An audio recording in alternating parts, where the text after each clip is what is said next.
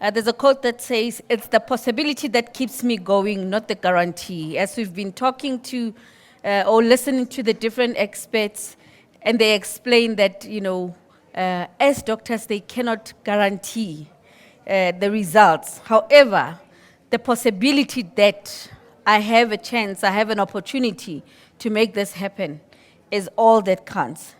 The next speaker is a dynamite like me. They say dynamite comes in small packages. She looks as tall as I am.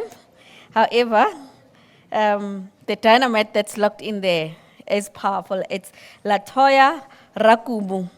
She's going to be talking to us about choosing an egg donor and the donor screening process. As an egg donor coordinator, I facilitate the process of connecting educated egg donors that are able to make an informed decisions about donating their eggs with recipients. My role involves screening and guiding our donors, ensuring they meet our necessary criteria, and providing support throughout the donation process. I work closely with medical professionals and legal teams to ensure a smooth and ethical journey for all parties involved. Ultimately, I am dedicated to helping create families and making a positive impact on people's lives through the gift of egg donation. Can we put our hands together for the dynamite as she comes on stage? Good day, ladies and gentlemen. Thank you so much for this opportunity. Thank you for joining me today as we embark on an essential journey together to the path of parenthood. I'm Toya Rakubu. Thank you so much for the introduction. And it is my privilege to guide you through the process to provide you with valuable insight in the screening of an egg donor and the overall journey in creating families. Let's start with what may seem like an obvious question. What is an egg donor? This is a question that I'm usually presented with even after the recipient has met with the doctors and they've spoken to the IVF nurse. They still come to me and ask me, what is an egg donor? Why do I need donor eggs?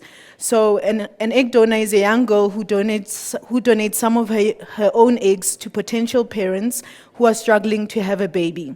Egg donors donate their eggs in instances where the potential mother cannot produce quality eggs for fertilization. After the donor has undergone the egg retrieval, the donor eggs are fertilized through IVF with either the partner's sperm or the donor's sperm, and to create embryos for a possible pregnancy. So then, who qualifies to be an egg donor? We are looking for females. We've got basic requirements. Females aged between 19 to 30 years old. 30 years is the cutoff age. We're looking for someone with a healthy body mass index of 20 to 28, someone who's reliable, who's not using injections or implant contraceptives, who is HIV negative, not breastfeeding, and not a smoker, also not abusing drugs. We also look for someone who has minimum matric, but preferably tertiary education. At the basic level, our donors go through a screening process for family medical history, physical and mental health. So this is what a donor profile would look like when you come in and you say you're looking for a donor. So let's look at you choosing your egg donor. So as South Africa's renowned and experienced egg donation team, we are known for our focus and success in matching educated donors who are able to make well-informed decisions. The reason for this is what sets us apart from different donor agencies. A lot of recipients that we get walking through our doors, the recipients are educated and looking for donors that are sort of like-minded and come from the same background. So as you can see, on the first page, you will see her marital status. She needs to disclose if she's married or not, which province she's coming from. That is usually very important if you're looking for a donor residing outside of Gauteng. let's say your fertility clinic is based in Johannesburg, I would suggest that you select a donor who is based in the same region as your fertility clinic. That way, you don't incur the cost of flying her from Cape Town up to Joburg to see the doctor for the consultation. You can also see her height, her BMI. Like I said, we look for some girls between the healthy body mass index between 20 to 28, so she won't be obese or plus size. And then her body build, blood type, her religion, if that's something that is important to you, and her skin complexion. We will guide you through the entire egg donation process, making it as stress-free as possible, finding the right donor, and coordinating the whole process with your fertility clinic. Choosing an egg donor, let's look at now, I'll tell you now, some of the qualities that you look for when you're looking for an egg donor. So the picture that is up there of the donor is a picture that resembles the donor. We've got an artificial intelligence app that we use that generates a lookalike of the donor. So that is not the actual donor. But because I've done the screenings of the donors and I've met the donors personally, I'm able to actually, from the top of my mind, just think of who that girl is. You wouldn't know, as the whole process is anonymous. So we generate a lookalike of the donor, very similar features to the donor, so you would get a feel and understanding of what the donor looked like. Many egg donor recipients are interested in donors with similar physical features. So someone would say, no, I want someone with the same skin tone, with the same height, same eye color, or same hair color. On the next page, it's donor's personality and character. This is where you will be able to see her interests and hobbies and her talents. She'll be able to tell you about her musical and artistic skills, if she has any. If she doesn't, the donor will always say that, unfortunately, I don't have, and her future goals. So you get an understanding of who you are selecting. If it resonates with you, then it's someone that you would go for. There at the bottom here, you can also see that the donor can choose if she wants to donate to a heterosexual, same-sex couple, interracial couples. She has a choice to say no. If she wants to only donate to same-sex couples, she's got a privilege to do that. And just this bottom part, which I usually don't think that it's important, but some people, for them, it's important. The book that the donor likes, her favorite movie, her favorite color, school subject, and so on. Personal background as well. As we go through the pages, you will see some recipients will look at the donor's educational background, and if that's something that is important for them, they'll just choose the donor based on that and not look at the physical appearances. And the background would be religion, if someone has the same religion as you, ethnicity, and many families look for a similar background as theirs so that they obviously raise the child in the same environment. Okay. Many recipients choose donors with similar ethnicity, hair color, eye color, height, and body build. Choosing an egg donor who looks like you increases the chances of your baby having similar features. However, our genetic makeups come from multiple generations of ancestors. For example, if a child whose parents both have dark hair, curly hair, can still turn out to have straight, light-colored hair. On the other hand, you may have idolized a picture of your future child. They may be tall, artistic, athletic, talented, musically. There's nothing shallow about this. And all parents have images of the child that they hope to have. If particular features or characteristics are important to you, you can select an egg donor with similar qualities. Another factor that I mentioned, the donor's level of education and academic ability. Whether or not a child can inherit the intelligence from their genetic mothers is a matter of debate, but there's no harm in you considering the donor's intelligence. And another question that I'm usually addressed with is the donor's blood type. So a lot of recipients come in and say, I want a donor who's O positive. Can I have the same donor with the same blood type? And if you place importance on your donor's egg type, donor's blood type, the most common reason for this is to believe that the egg donor's blood type matches yours and either the parent's blood type, the baby will inherit the same blood type. Matching blood types can be beneficially for you in future, either for parents who could donate blood to their children when needed. However, if you keep in mind that the baby will inherit only A, B, or O genes from each parent or an egg donor or sperm source, and their blood type will mostly likely not match. Another reason you could want the blood type to be important for you is that it matches yours and your partner's to help you protect your privacy.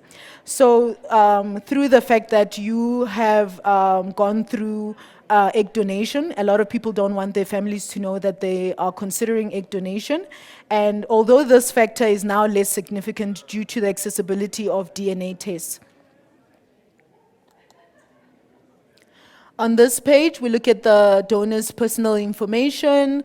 On the top left, well, right on my side, left on your side, it would be the family's genetic history, where the original origins are from, of the families, where they're from, the grandparents, and she would say they're from South Africa. If not from South Africa, then she would state the shape of her nose, body shape, and body frame. If that's something that is important to you, you can consider that. On this page, we look at her educational level and where the donor is studying. We don't usually put the name of the school, but we would put university, tertiary education, or just matric, because if you write UJ, maybe psychology student, if you have access to that, you can try stalk and find your donor. And if she's working, she will write the position, so you sort of get an idea if this is an ambitious person, what is her outlook in life, her medical history, does she have any allergies, her vision, does she wear glasses, does she smoke? We don't usually consider donors who smoke, but they do state that they smoke, but through the screening then they are rejected. Does not drink alcohol or does drink alcohol, they'll state occasionally or not very much. At the bottom part, it speaks about the reproductive history of the donor. If she has donated her eggs before, she would state there that I have donated my eggs and how many embryos she did produce with another fertility clinic. If it's not our our egg donor agency, we would then get in touch with the donor agency just to double check if there was a positive pregnancy, how many embryos were produced, and if we can consider this donor in our agency. And they usually state if there's been twins twins resulted in the pregnancy, or if there's twins in the family. Some donors have twins in their family, and a recipient that comes forth and says, I'm looking for someone who can give me twins. It's not always guaranteed that because she's got a background of twins, she will produce twins, but it's worth the try. Okay. And this bottom part is usually very important when selecting a donor because woman wants to choose a proven donor. Using a donor that is proven, and because a lot of women that we get have struggled with infertility in the past and prefer to choose a donor whose eggs have to be proven to be successful, previous egg donation or pregnancy outcomes are important, and it's a good indication. It's a good indication that the donor can have quality eggs, but not superior to egg retrieval who are the first-time egg donors. So it doesn't mean that because she's a first-time egg donor, she can't produce quality eggs. She can still give you a positive pregnancy. The next page is also family genetic history. On that page on that side, the father age, if the father is still alive, she will state the age of the father. Cause of death, if deceased, what age and the cause of death, and they can't say natural causes, they have to specify what caused the death. Eye color, natural hair color. This is just to give you an outline of her family background, to see their height. If you want a donor that is tall, okay, the donor could be short, but her mother was tall and her father is tall, so I might just get a tall child. And the health status, so you'd be able to select according to the health status. This is very important for a lot of recipients. When they go on this page and they look at this particular page, they sort of get an idea of the medical conditions within the family. So they look at these and think, oh no, I don't want someone who's had a stroke. Or on that page where it says age deceased, you want to understand what happened. If the whole family is deceased at the age of 40, no, this is scary. What's going on? I don't want to consider that donor.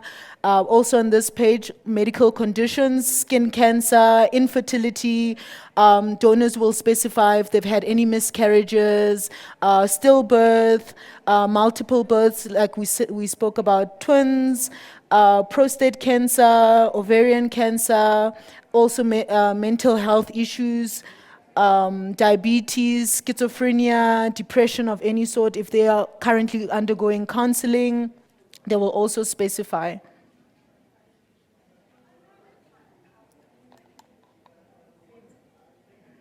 Okay. While scientific advances have made egg donation, surrogacy, IVF, and other fertility treatments safe, common, and largely successful, there are still limitations to science. Although the term designer baby is often used in the media, it's not possible to truly design every aspect of your child's future. You can select your egg donors based on various characteristics, but there's no guarantee that your child will possess the exact trait that you want. Your child's genes are not the only factor that influence their development. Research suggests that the mother's uterine environment plays a key role in the overall health of the growing baby, influencing the child's brain development, immune system function, metabolism, and more. The psychological well-being of the birth mother may also impact that of the baby. Scientists are learning just how important the baby's environment can be. On the last page, this is the last page of the profile that you will receive when you're seeking an egg donor. It will, you will see the donor's childhood pictures from the ages of 4 to 12 years old. That way you get a feel and understanding of who the donor is, what she looked like when she was a baby. Unfortunately, some donors do not have childhood pictures. Some of them, if they've moved, like we've had disasters in KZN, maybe their house burned down or there was a flood, they lose everything, then they don't have pictures. Unfortunately, it's very difficult to consider a donor like that because when you're dealing with recipient, they are seeking a child. So they want to have a look and feel of what their baby will look like. So this gives you sort of an idea of who the donor is and what was she like when she's a child. Some donors have a lot of baby pictures. If you are not satisfied with what we provided you with, we can always ask the donor to send more pictures, then you can just sort of get an idea of what background she comes from. And also at the top, the donor has consent to say that she would like to know about the pregnancy if her eggs resulted in a positive pregnancy. If her egg donation resulted in a positive pregnancy. Some donors say yes, they would like to know because they want to know if they were able to help others. Other donors really don't care. All they want to do is to help someone and move on with their lives. Now let's move on to the egg donation process. The egg will have the donor's DNA, and it will be fertilized with the partner or the donor's sperm. Good news is that because most donors are young, their eggs will be healthy, making the rate of successful pregnancies with donor eggs very high. There's around 50% success rate per cycle. The screening can take approximately 2 to 5 weeks to complete. Once the donor has passed the screening process, they will proceed to hormonal stimulation and egg retrieval process. During the egg donation process, the selected donors is monitored through her blood investigations and ultrasound. on day 2 or 3 of her menstrual cycle. Based on the results, the ovaries are stimulated with fertility medication to promote the growth of her follicles containing the eggs. This will last up to 12 days. At this point, the potential parents will undergo necessary examinations with fertility specialists. So as the donor is retrieving and doing her stimulation, the recipient is also getting prepared for her IVF cycle. This is when you want to sync the donor cycle and your cycle together. I will get to that point where I speak about frozen eggs and a fresh cycle. So this one is a fresh cycle where the recipient and the donor's cycle is synced. As the donor begins her egg donation process, the recipient is also going through her medical examination with the fertility specialist to determine the best IVF program for her and whatever that is appropriate for the couple. During this period, the recipient also goes through hormonal treatment, fertilization. Different procedures can be used to fertilize the collected sperms. Once the egg is retrieved from the donor, we will let you know step by step once your donor starts, when she starts her period, so that you speak to your IVF nurse. So we're coordinating the whole cycle with your chosen fertility clinic, with the donor, with the IVF nurse, and with you as well. In this step, the sperms are processed when you get to, once the egg retrieval is done and the potential mother has taken her medication to prepare herself for IVF, the sperm is also collected. Each mature eggs receive a single healthy sperm. 16 to 18 hours after the eggs and the sperm have been brought together, they are checked to see if fertilization has taken place and resulting in an embryo. Then we have the embryo transfer once we've created the embryo. After evaluating the growth of the embryo, the embryologist decides upon the best embryo and the day for transfer into the uterus of the female partner. After the transfer into the female partner, the fertility specialist will prescribe medicines to enhance the chances of the embryo implant. After the stipulated period, pregnancy tests are conducted to see if there's a positive pregnancy. Let's look at the frequently asked questions that I usually get from recipients. So when recipients come to me, they always ask me, how do I know this is right for me? So as much as this is a simple question, it's also a tough answer, because using donor eggs to conceive is not an easy decision. By the time couples have often gone through many unsuccessful treatments and attempts, they're already feeling very despondent and emotionally drained. And I feel this is the time where you need to reflect, think, and grieve. Also, you need more time to carefully think about it. If you need help, I think it's best that you see a psychologist who would be able to work you through the issues. If necessary, you take time off just to look after yourself and look after your health.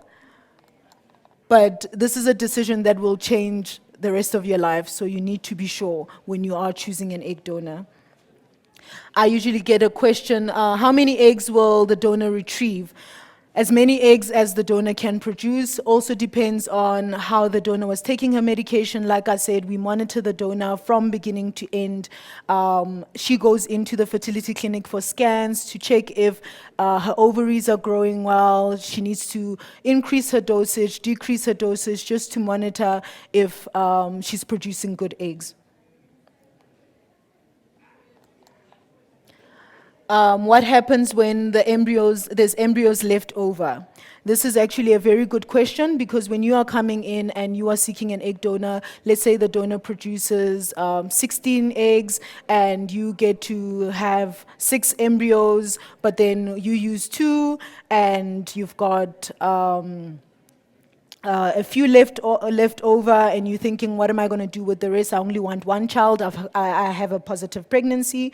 You have several choices if you have embryos left over after a successful IVF procedure. Some individuals opt to keep the embryos in freezing in case they want to increase their families in future. Some will donate them to the fertility clinics so the embryos can be donated for scientific research. So it's up to you what you want to do with your embryos. You can keep them frozen at the fertility clinic, use them for future, or if you don't have any embryos left over, you can still use the same donor if she still wants to donate for you in future. So let's say you use a donor and let's say two years later you decide, oh, I want to use the same egg donor. If she's available and she's willing to donate for you, she will give you a sibling. Unfortunately, with egg donation, you go according to if the donor is available, what she's doing in her life. Some donors are busy with exams, some are traveling, they are young, so it's difficult to cage them and say, oh, I'll get a sibling from this donor. So it's best as you freeze the embryos for later use. Will there be any contact? This is something that a lot of recipients are worried about. They don't want any contact from the donor. As you know, that someone who's seeking egg donation usually doesn't want their family to know that they're seeking egg donation. So the egg donor remains anonymous and her information is confidential to all fertility clinics and agencies guided by the South African Medical Ethics Committee. The donors are not allowed to share their real names or pictures of themselves as adults with recipients. As you saw on the first page while we're looking at the profile, you saw a lookalike of the donor. You are only allowed to see the donor's childhood pictures. And you are only exposed to the donor's physical characteristics, medical history, family history, hobbies, educational background is only revealed to the recipient, nothing more. You have no right to know the identity of the donor, neither the donor's created child. The donor also has no right to know your identity as the recipient. The egg donation process is designed to remain completely anonymous. Another question, if the egg donor wants to trace my child years later, I usually say that if donors feel that they're donating a child, they shouldn't donate at all. That's why we have a consent form that you sign to say I'm donating my eggs as I would be donating blood. Because if you think that you are donating your child, then yes, we will have issues where you're thinking I need to look for my child later. But currently we have no egg donor registry in South Africa to make this possible for the donor to track the child and to ensure that the woman is comfortable with the process of egg donation.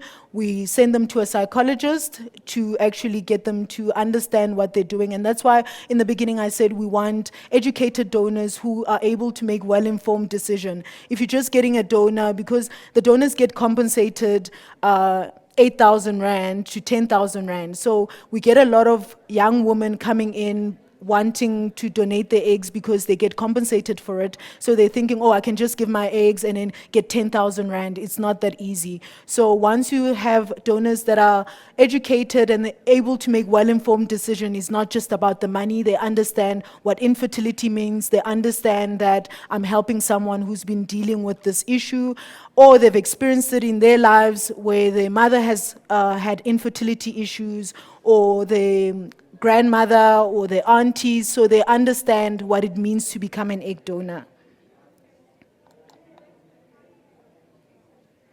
Okay, I said we'll come back to this. They asked me also, what is the difference between fresh eggs and frozen eggs? As you saw on the diagram, when the donor begins her cycle, and the recipient does a synced-in cycle. Fresh cycle means that the eggs are inseminated immediately after the egg retrieval. A fresh transfer of the resulting embryos are planted into the potential parent, as you have seen in the diagram in the screen. Frozen means that the eggs have already been harvested and retrieved from the donor and stored. Most of the recipients that we get, like I said, they're well-accomplished individuals. Some of them travel with work. Their lives are very demanding, so they might not be able to be around when the donor is retrieving. So we sync in the cycle when the recipient is available. Unfortunately, if the recipient is not available, then we opt for a frozen cycle. But I would say that it's best that the recipient would speak to their doctors to understand which option is best for them, and they can take it from there. And are there any legal implications with regards to egg donation? So, like I said, the donor will sign a consent form, relinquishing all the rights and responsibility regarding the donated eggs. The individual who delivers the baby is the legal parent, except in prearranged carriers agreements such as surrogacy. For parents who are using donations to conceive, there is no file of any legal documents to establish the parentage of the child. Laws regarding the use of donor eggs vary, and we can provide you with legal assistance resources if desired. Thank you so much for this opportunity. Thank you for making time for me, and I wanted to ask you if you have any questions before I step down.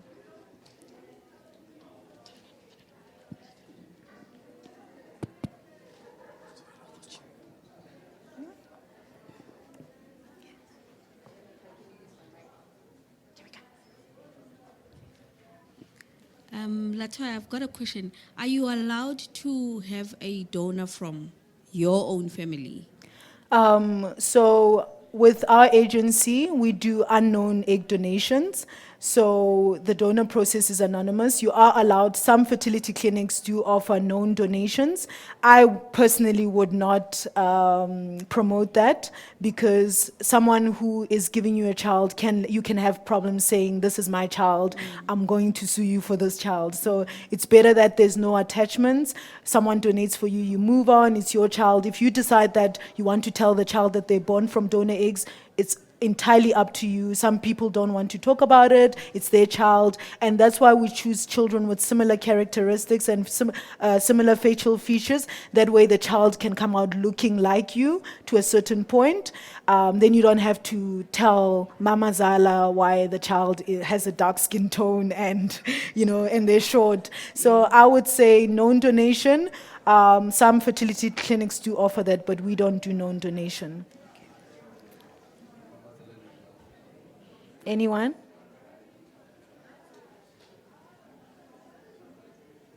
Thank you.